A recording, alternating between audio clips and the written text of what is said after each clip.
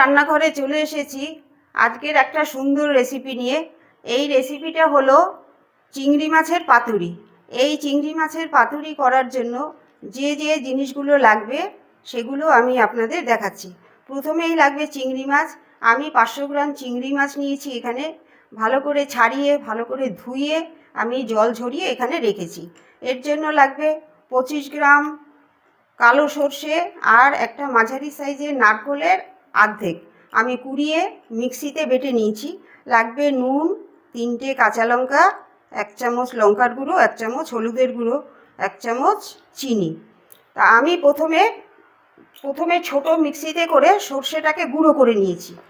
গুঁড়ো করে তারপরে বড় মিক্সিতে দিয়ে আমি নারকেল এবং সেই গুঁড়ো সর্ষেটা একসঙ্গে পেস্ট করেছি, তাতে পেস্টটা ভালো হয়। এই পেস্টের ভেতরে আমি দিয়েছি 1 চিমটি নুন, 1 চিমটি চিনি এবং 2-3টে কাঁচা লঙ্কা। এই সব কিছু দিয়ে আমি এই পেস্টটা বানিয়েছি। এবার আমি সমস্ত পেস্টটা দিয়ে এই চিংড়ি মাছটাকে আমি ভালো করে মেখে নেব। 1 চামচ লঙ্কার গুঁড়ো দিলাম, 1 চামচ হলুদের গুঁড়ো দিলাম, স্বাদ মতো নুন দিলাম,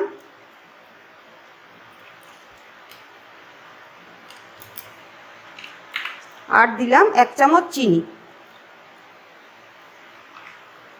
আর দিলাম 3টে কাঁচা লঙ্কা একটুখানি চিড়ে দিয়ে দিচ্ছি, আর এর ভেতরে 2 চামচ সর্ষের তেল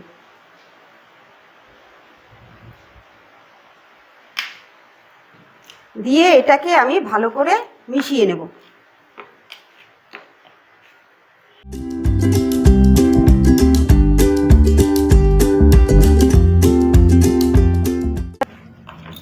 এটা মেশানো হয়ে গেছে। এবারে আমি 2টো কলার পাতা নিয়েছি, ধুয়ে আমি মুছে রেখেছি। এবারে এটা একটুখানি তেল ব্রাশ করে দেব।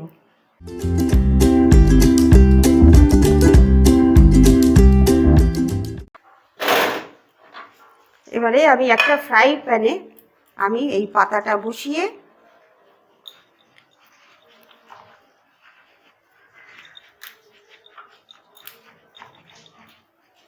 এর ভেতরে আমি চিংড়ি মাছটা সব দিয়ে দেব।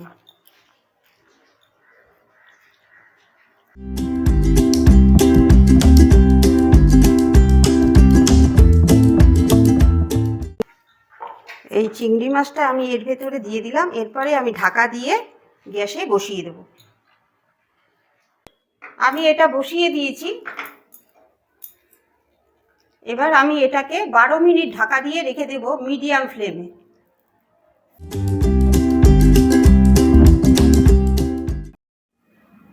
আমার এটা 12 মিনিট হয়ে গেছে। আমি এবারে ঢাকাটা উঠিয়ে দিচ্ছি। উঠিয়ে দিয়ে দেখছি যে এটা হয়ে গেছে। তাই এবারে আমি এইটাকে উল্টো করে দেব। এবার আরেকটা পাতা দিয়ে উল্টো করে দেব। কিন্তু চিংড়ি মাছ বসাবার পরে এটা একটু জল বেরিয়েছিল, তাই আমি ঢাকাটা কিন্তু আপনারাও মাঝে মধ্যে খুলে দেবেন, তাহলে ভেপারটা তাড়াতাড়ি শুকিয়ে যাবে, তাতে তাড়াতাড়ি ভাজাও হয়ে যাবে তলাটা। তারপরে এবার আমার তলাটা ভাজা হয়ে গেছে। এবার আমি এটাকে অন্য পাতায় করে উল্টে দেব।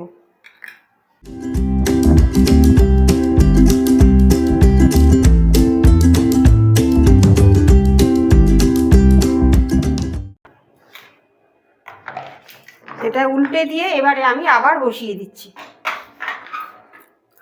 আবার আমি 5 মিনিটের জন্য বসিয়ে দিচ্ছি। বসিয়ে একটুখানি ঢাকা দিয়ে রাখলাম একদম লো ফ্লেমে। স্বাদবদলের রান্নাঘরের এই রেসিপিটি আপনারা বাড়িতে করে দেখবেন, খুব ভালো লাগবে।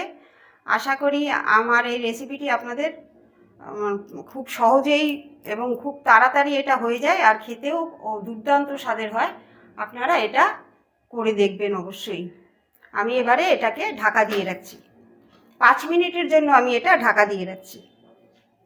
রেডি হয়ে গেছে চিংড়ি মাছের পাতুরি। আমি এবারে গ্যাসটা অফ করে দিচ্ছি। দেখুন এটা সম্পূর্ণ হয়ে গেছে। এবার আমি গ্যাসটা অফ করে দিচ্ছি।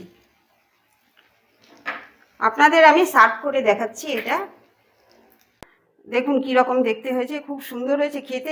খেতেও খুব ভালো হয়। এটা আপনারা একবার অবশ্যই বাড়িতে করে দেখবেন। প্রিয় দর্শক বন্ধুরা, যদি আমার এই ভিডিওটি আপনাদের ভালো লেগে থাকে তাহলে লাইক করবেন, শেয়ার করবেন আর সাবস্ক্রাইব করতে ভুলবেন না। পাশে থাকা বেল আইকনটি প্রেস করবেন। ধন্যবাদ। আবার কোনো নতুন রেসিপি নিয়ে চলে আসবো আপনাদের সামনে।